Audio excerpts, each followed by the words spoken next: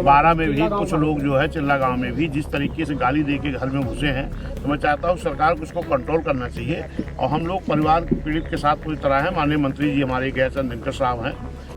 कौशाम्बी जिले में 5 अप्रैल को सामने आया किरणपाल हैंगिंग मामला अब लगातार तूल पकड़ता जा रहा है। जहां एक तरफ पुलिस ने कार्रवाई करते हुए 3 आरोपियों को गिरफ्तार कर जेल भेज दिया है, वहीं दूसरी तरफ इस मामले में राजनीतिक एंट्री के बाद अब नया विवाद खड़ा होता नजर आ रहा है।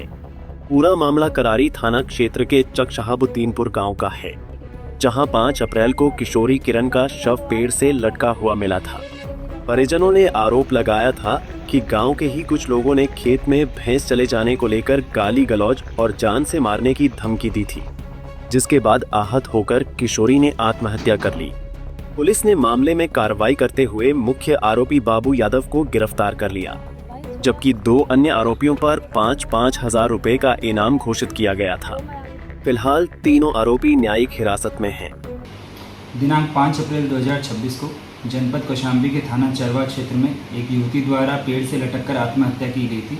इस प्रकरण में सुसंगत धाराओं में मुकदमा पंजीकृत करते हुए पुलिस द्वारा त्वरित कार्यवाही करते हुए मुख्य आरोपी बब्बू यादव को गिरफ्तार कर माननीय न्यायालय के समक्ष प्रस्तुत किया गया था तथा जो 2 अन्य नामजद आरोपी थे इनके विरुद्ध मेरे द्वारा 5,000 रुपये का नगद इनाम घोषित किया गया था। आज इस प्रकरण में थाना पुलिस को जो अन्य अभियुक्त है राजेंद्र, इसको गिरफ्तार करने में सफलता हासिल हुई है। इसमें अब तक 2 गिरफ्तारियां हो गई है तथा जो तीसरा शेष आरोपी है इसके लिए भी टीम्स लगातार दबिश दे रही है और शीघ्र ही जो तीसरा अन्य आरोपी है उसकी भी गिरफ्तारी सुनिश्चित की जाएगी। असली सियासी मोड़ तब आया जब इस मामले में लगातार राजनीतिक नेताओं की एंट्री शुरू हो गई। सबसे पहले क्षेत्रीय विधायक पूजा पाल गांव पहुंची और परिजनों को हर संभव मदद का आश्वासन दिया। इसके बाद बसपा प्रदेश अध्यक्ष विश्वनाथ पाल भी मौके पर पहुंचे और पीड़ित परिवार को न्याय दिलाने की बात कही। ये बहुजन समाज पार्टी के नेता बहन कुमारी मायावती जी के निर्देश पर मैं यहाँ आया था, क्योंकि ये 5 तारीख को घटना हुई थी, जबकि एक भैंस हमारे समाज की बेटी के खेत में चली गई थी और उस भैंस को लेकर इतना बड़ा मुद्दा बना कि बेटी एक जान गंवाना पड़ गया एक बेटी को। अब उसमें जांच हो रही कैसे क्या है, लेकिन पूरी तरह से उत्तर प्रदेश की सरकार फेल है और जंगल राज कायम है।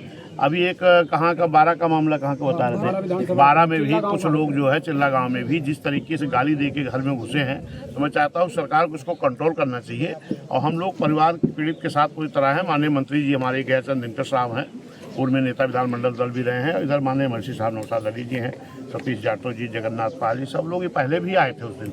मैं तो देखा कि अगर जब हमारे जिम्मेदार लोग नहीं आते तो उसके पहले यहाँ कोई आया नहीं था, एक भी सिपाही नहीं मौजूद हुआ था इतनी बड़ी घटना होने के बाद भी। और जब ये लोग आए हैं तब जाकर के सुनवाई हुई है और माननीय जी ने मुझे भेजा है। हम लोग परिवार के साथ है, पूरी तरह जो भी जरूरत पड़ेगी इनके हर समूह मदद करने के लिए तैयार है। क्या ये भाजपा की सरकार क्राइम कंट्रोल करने में फेल है? नहीं, अगर कंट्रोल करती तो इस तरह घटना कहाँ होती।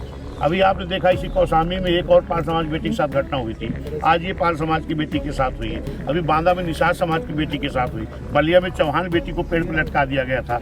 आपके बस वही विवाद तब गहराया जब समाजवादी पार्टी के प्रदेश अध्यक्ष श्यामलाल पाल जिला अध्यक्ष दयाशंकर यादव के साथ गांव पहुंचे। उन्होंने मृतका की मां को 2 लाख रुपए का चेक सौंपा और दोषियों पर सख्त कार्रवाई की मांग की। बीते 5 अप्रैल को कौशाम्बी में घटित हुए किरणपाल सुसाइड मामले ने अब पूरी तरह से राजनीतिक रुख अख्तियार कर लिया है।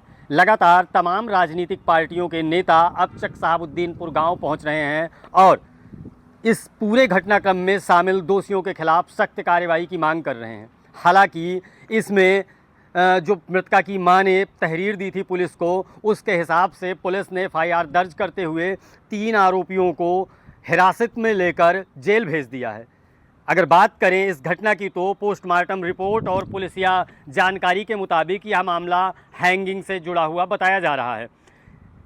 सपा के प्रदेश अध्यक्ष द्वारा 2 लाख का चेक देना और कहीं ना कहीं दोषियों के खिलाफ सख्त कार्यवाही की मांग करना, इस मुद्दे को लेकर जिले के तमाम यादव समाज के लोग अब सपा को लेकर, सपा के इस स्टैंड को लेकर आक्रोश जता रहे हैं।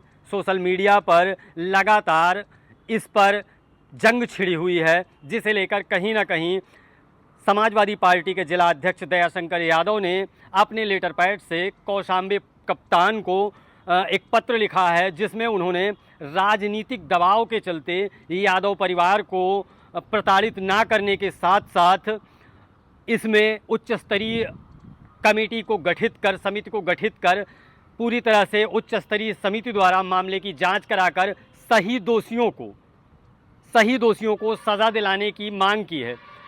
लगातार अब इस मामले में तमाम राजनीतिक दल के लोग चक साहबुद्दीन गांव पहुंचने की बात कह रहे हैं, लगातार चक साहबुद्दीन गांव पहुंच रहे हैं। इससे पहले बसपा के प्रदेश अध्यक्ष विश्वनाथ पाल भी चक साहबुद्दीनपुर गांव पहुंचे थे। उन्होंने भी मृतका की मां से मिल करके प्रशासन से इस मामले में दोषी सभी लोगों को कड़ी से कड़ी सज़ा दिलाने की बात कही थी।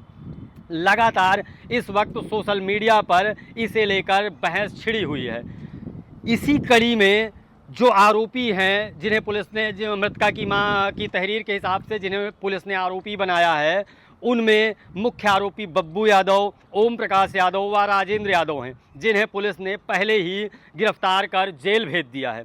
उनके परिजन कहीं ना कहीं बीते दिन एसपी कौशाम्बी से मिलकर, दर्जनों वकीलों के साथ मिलकर एक प्रार्थना पत्र देते हुए मामले को कुछ और ही बताया और साथ ही इसकी बारीकी से जांच कर सही दोषियों को गिरफ्तार करने की बात कही है। अगर बात करें तो यह मामला 5 अप्रैल का है, लेकिन धीरे धीरे इसने पूरी तरह से राजनीतिक रूप ले लिया है। तमाम प्रतिक्रियाएं राजनीतिक दलों के द्वारा इसमें देखने को मिल रही हैं। अब देखना यह होगा कि आगे चलकर पुलिस किस तरह से इन दोषियों को दोष सिद्ध करेगी और इन्हें क्या सज़ा दिलवाएगी। क्या जिलाध्यक्ष की मांग पर कहीं ना कहीं उच्च स्तरीय कमेटी गठित की जाएगी या कुछ और होगा। कौशाम्बी से कैमरा पर्सन के साथ कुलदीप द्विवेदी, पंजाब केसरी टीवी।